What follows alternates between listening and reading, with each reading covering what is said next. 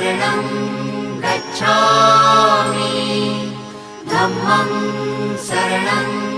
गच्छामि संघं शरणं गच्छामि